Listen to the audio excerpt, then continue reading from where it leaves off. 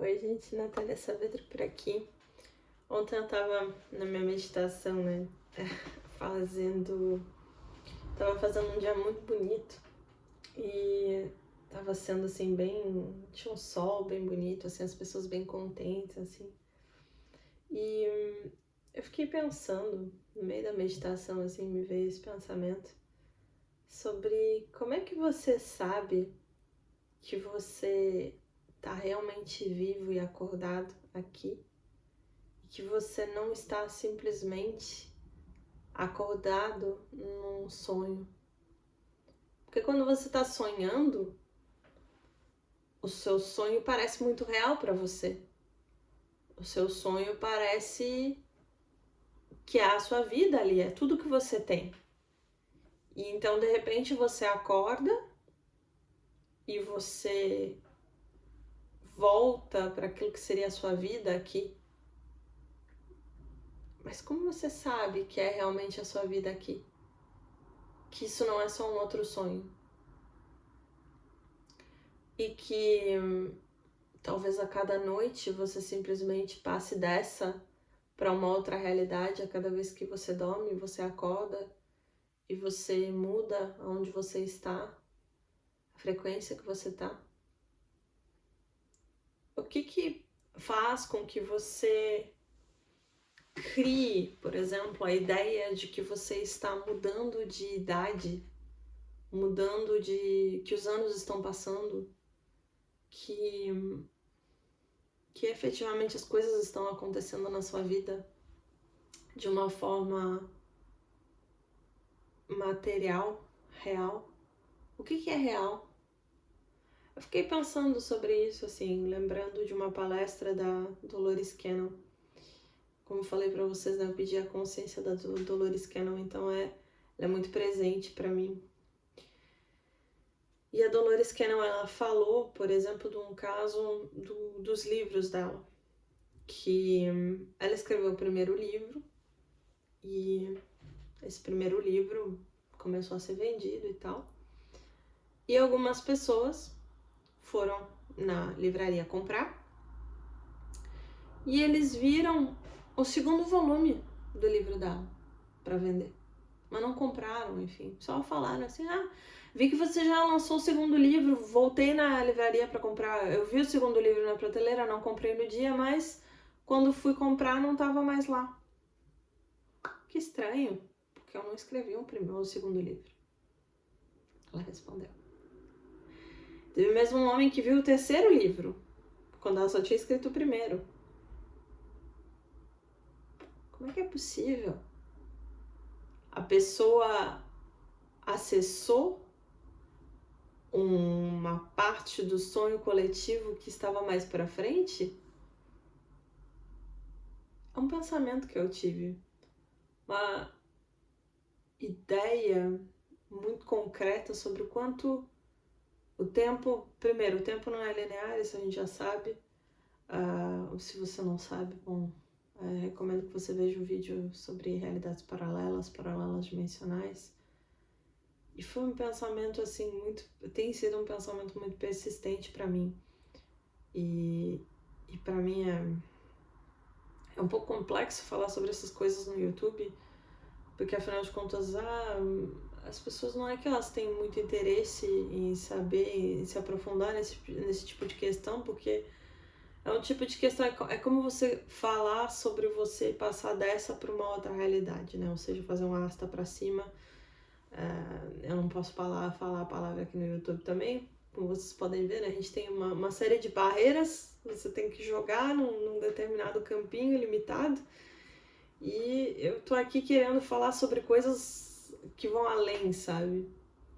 E eu fiquei me perguntando sobre essas questões, sobre como é que a gente sabe que a gente não tá sonhando, porque talvez você já tenha tido isso.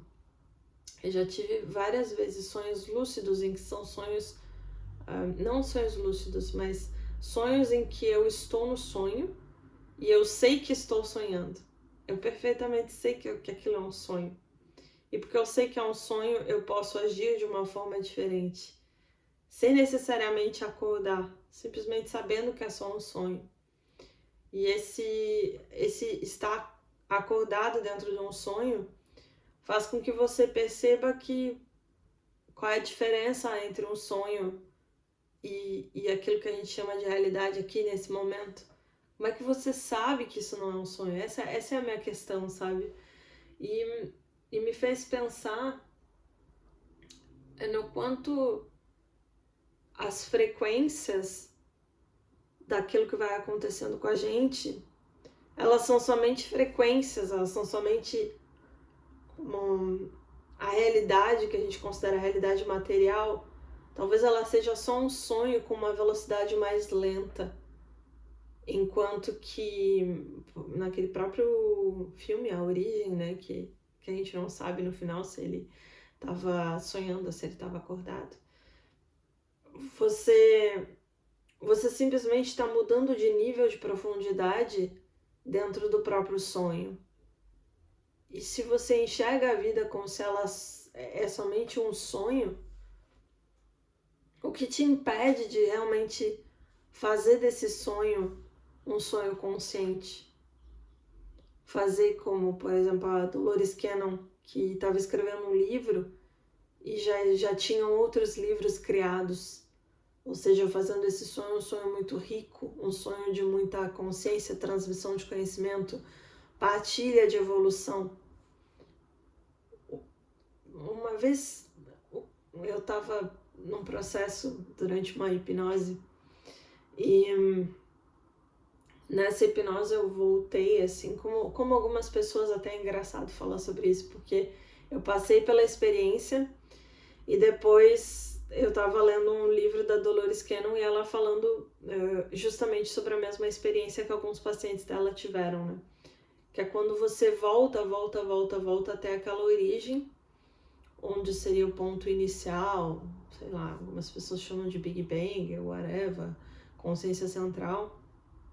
E nessa experiência, durante essa hipnose, eu estava sendo conduzida pela minha terapeuta e veio assim, tipo, uma frase muito forte, sabe? Que a essência muda a forma e não o contrário, né? Ou seja, é a essência nossa, é a consciência nossa que muda a forma das coisas dentro dos nossos sonhos, dentro das coisas que nós estamos colapsando aqui nessa realidade, que talvez seja só um sonho com uma frequência vibracional mais lenta, e por isso que o colapso da função de onda demora um pouco mais de tempo para a gente materializar. Isso tudo é somente controlado pela nossa essência. E como é que a gente se conecta com a nossa essência de verdade?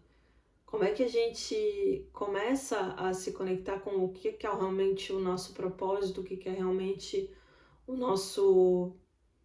a nossa missão dentro desse sonho, vamos dizer assim, né?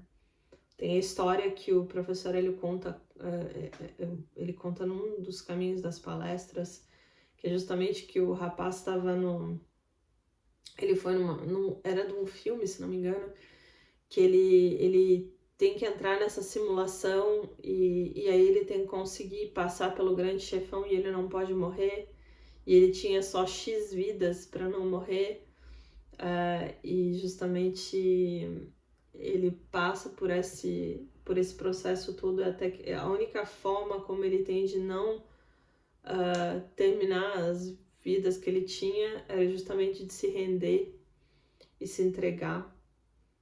E o que é o viver a sua essência, se não um constante rendimento, um constante soltar de tudo aquilo que a gente acha que a gente é, todas as ideias que a gente acha que a gente tem. E aí entra justamente as nossas ideias e conceitos sobre o que é a realidade, o que é real, o que não é real. Porque você se torna uma pessoa mais materialista, digamos assim, uma pessoa mais racional, uma pessoa que está mais conectada com o que está acontecendo nessa realidade aqui, desse sonho que é só uma frequência mais lenta, quando você acaba ficando mais em estados de sobrevivência, né? Que é a parte que você... Lembram que eu falei sobre trauma complexo? Que é quando você acaba sendo condicionado desde muito jovem, enfim, a ter uma visão mais por diversos pequenos traumas que você vai passando e tudo mais, que aí acaba fazendo com que você tenha gatilhos, você tenha uma série de respostas automáticas e tudo mais, que isso tudo é parte do trauma complexo. Então, um dos sintomas do trauma complexo, dos resultados do trauma complexo, é que a pessoa acaba ficando com uma visão muito afunilada, né, que é muito o uso do lobo frontal do nosso cérebro, né? Ou é preto ou é branco, ou é sim ou é não, ou é direita e esquerda. As pessoas acabam ficando muito binárias por conta até do o próprio efeito que o medo tem no nosso cérebro, né? O nosso cérebro, quando ele tá com medo, ele emburrece, ele só consegue enxergar em uma direção, a visão fica muito afunilada. Isso é o que acontece quando a gente está num paradigma muito materialista, né? E é complexo, né? Porque aí a gente começa a perceber que o medo é a emoção que mais nos desconecta da nossa própria essência, que nada mais é. Olha como é profundo isso. Quando a gente está com medo, quando a gente está com ideias muito arraigadas do que é certo, o que é errado, o que é bem, o que é mal, de como é a realidade, a gente está muito arraigado nessa materialidade, a gente está mais ligado com o nosso ego, né? A gente está mais ligado com o sonho, que nada mais é do que aquilo que esse sonho coletivo, essa vibração mais lenta. Quando a gente está mais solto em rendição, a gente está mais conectado com a nossa essência, as coisas chegam de uma forma mais leve, a nossa realidade muda a forma de uma maneira mais simples, mais tranquila, e tem menos medo. Porque a essência, por que a essência teria medo?